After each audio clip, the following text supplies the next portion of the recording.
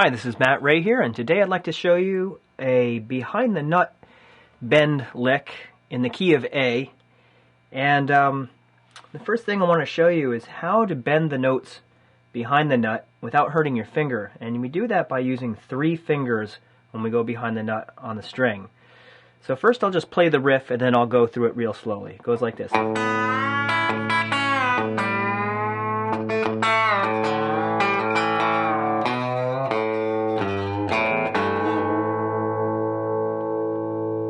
Okay, so first I'm going behind the B string, and I'm using 3 fingers to press down, and I'm going to go up a whole step on the B string. This will kind of sound like you have a B bender on your guitar.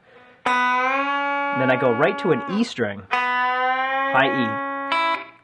Pick for both of those, and I'm picking up. It doesn't really matter, but I like to go pick up with the right hand, pick up. I'm using some of that bounce picking that I was talking about before, where we come out to get the staccato picking sound.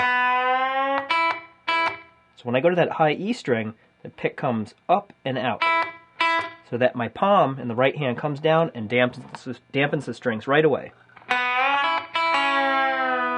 Okay, one thing I like to add to this that kind of fattens up the sound is I'm hitting the open A string before I bend that B string. Okay,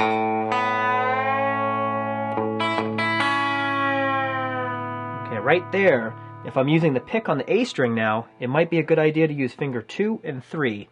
2 on the B string, 3 on the E string. So after I hit the A string and the B string, I hit the pick, the A string, and the finger, high E string. And that really just fattens up the sound.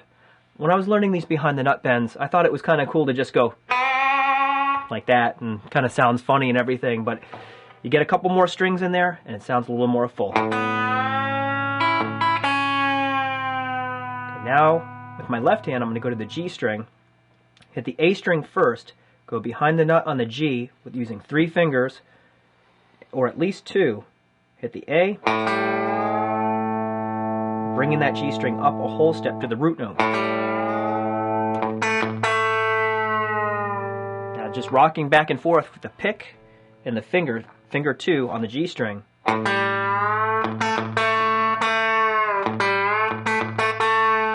That adds a lot, bouncing back and forth, that open A. It also helps for the intonation, because you hear that open A, you know what note to bend against. Okay,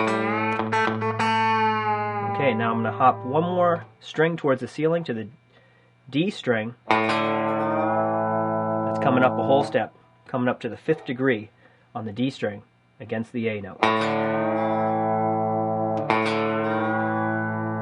That's a little tricky. When you have the band behind you, it's easier to get the intonation perfect. The little trick is to do the bends real quick and the ear won't hear that it's perfectly in tune. Okay, so I bent the D string in up a whole step behind the nut, and I hit the open G string. Okay, now I run out of strings to bend for A, so what I'm going to do is I'm going to bend the A string, fret 2, come up to 3, fret 3, release, open A. The very last thing I did there was I looked at my A5 chord, or A power chord here, and I went to the G note on the low E, and I bent the G note up to an A.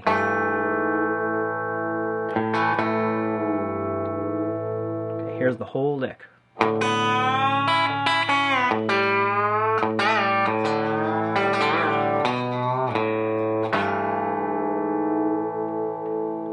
So I hope you get all that and enjoy playing that, and I hope I went through that slow enough for you.